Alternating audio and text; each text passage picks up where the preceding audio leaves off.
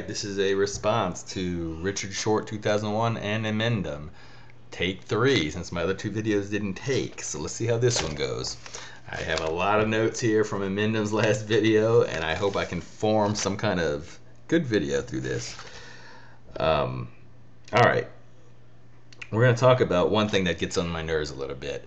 I want to know if, I think the other guy, what's his name? The Richard Short 2001, I believe he said that, yeah, they get paid too much, and, let's define what worth is now. Worth is what the market bears. If the market bears $16 million a year, then they're worth it. When compared to what the owners make, when compared to what the league makes, when compared to what the advertisers put out and DirecTV and NFL Network, and this is just the NFL I'm talking about. I'm not talking about the NBA, totally different. It's basically the same, but I'm just focusing on the NFL because that's the sports. One of the sports I like is football. Yeah, it pales. Another thing is, let's look at, okay, these guys are top of their game. Let's say Peyton Manning, for instance. He's at the top of his game, or Tom Brady, top of his game. Not everybody makes the money that they make, but these guys are at the top, right? So I think they're worth it. Because you look at other people who are at the top. Let's take Bill Gates, for instance. At one point, I don't know what he's worth today, but I remember one point him being worth $64 billion. I'm sure he's in the 40 billions right now. $64 billion. Oprah Winfrey in a bad year makes $200 million a year, and that's a bad year. Top CEOs around the country make more than athletes. The president is about the only argument I can see where people can say, well, the athletes make more than the president, which is true. But believe me, the president gets out of office and he has a lot of deals out there. He makes up for it. Just look at the vice president was the head of Halliburton at one time. CEOs make a lot of money. Top engineers make a lot of money. Top scientists make a lot of money. Rocket engineers, brain surgeons. All these guys make lots of money. If you're at the top of your field, you're going to make lots of money. I don't have a problem with what these guys make. But let's go back to the pipe dreams of the disadvantage, which isn't necessarily always true. Less and less true now. I think sports is really competitive. It's not always disadvantaged. But let's just talk about the disadvantage. There are 53 people on a 32-team 53-man roster in 32 teams. That comes out to 1,696 players that make the pros. Very minute. 1 in a few million make it to that level to make a team. Even if you get drafted, you can get cut. It's very, very difficult. Agreed. But it's not just about that. These kids, I played a basketball and I played football. First of all, it was fun. I'm talking about at a lower level. It was fun. I had no pipe dream of making it to the pros. I wish, sure, but I knew, okay, the chances of me actually making it, early on whether you have what it takes or not. But let's just take it a step further.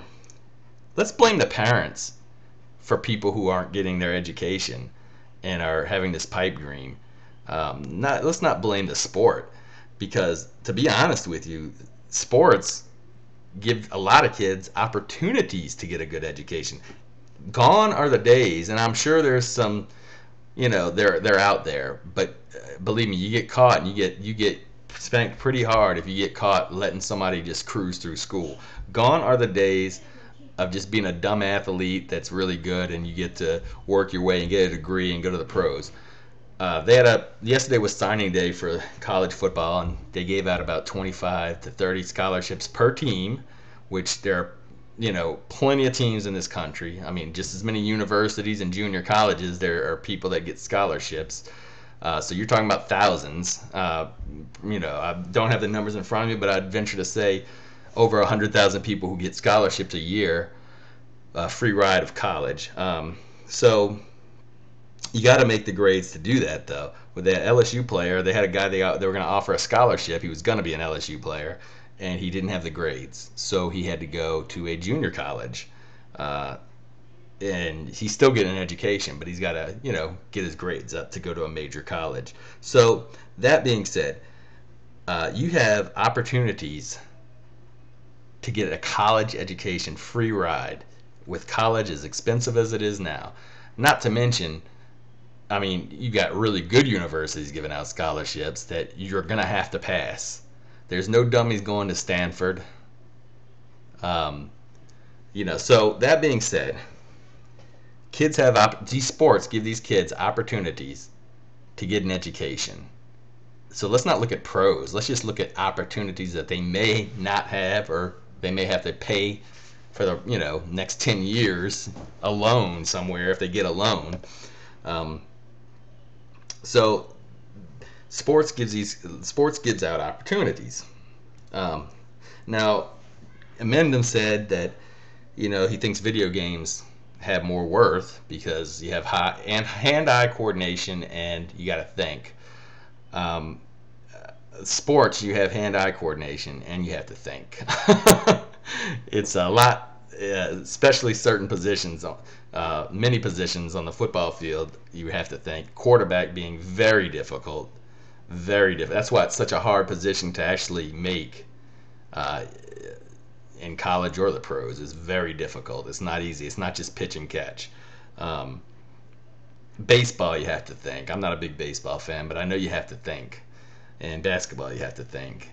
And you have hand-eye coordination as well. Uh, another thing that sports teaches you in life is camaraderie, responsibility, and teamwork. Those are things you can bring on to the next level of your life job.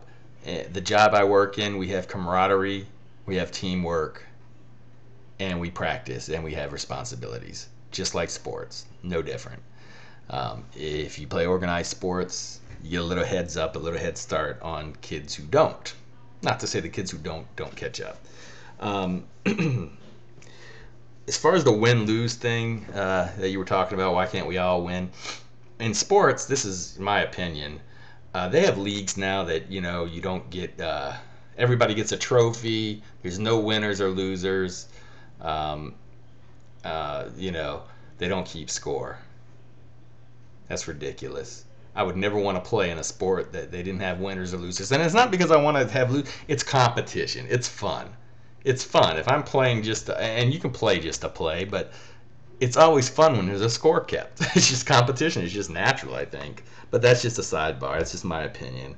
And there are plenty of competitions that you have to use your brain on. I mean, as far as I'm talking about spelling bees and math. They have these science, building science projects, not projects, but yeah, scientific conventions, and there are plenty of educational competitions out there. But not everybody is going to be into it, or not everybody's going to have what it takes to do it. Let me speed this up a little bit. One other thing that was said, Gary mentioned about, or Amanda mentioned, socializing these sports. More and more now, in the budget crunch that schools are in, parents have to put up money for their kids to play these sports, whether it's buying their equipment or what have you. Sure, there are some, physical education. I mean, the coaches are getting paid, but that's for many things that people like to cut out of school. Some people think music isn't worth anything. So the arts and things like that and what have you. And I agree that reading, writing, and arithmetic are the important subjects that you must learn, but there are other things in school that are valuable as well. But that being said, in high school you may be right. In college, not so much. And the reason I say this is because the 5 major bowls they played this year, which LSU played in the BCS championship game, the other 4 major bowls as well, got $17.5 million put into their school's account. That's for one game. Many of the other bowl games they had were in the millions, and some of them were in at least 700,000, the smaller ones. That's just for one game. Throughout the year, it generates millions and millions of dollars, and that money funds the rest of the athletic department, all the female sports, all the rest of the male sports get chunk out of that to help them keep going because they're not as popular, as well as buildings into facilities and things like that. So believe me, that game pays for itself, pays for those kids' education, pays for improvements to college, and it's in no way subsidized by the universities. It subsidizes the universities, if anything. So that being said, I'm going to go ahead and get out of here. Yeah. All right. So I look forward to a response. And good subject, good conversation. You know, I had to chime in. Got my jersey on here or anything. Later.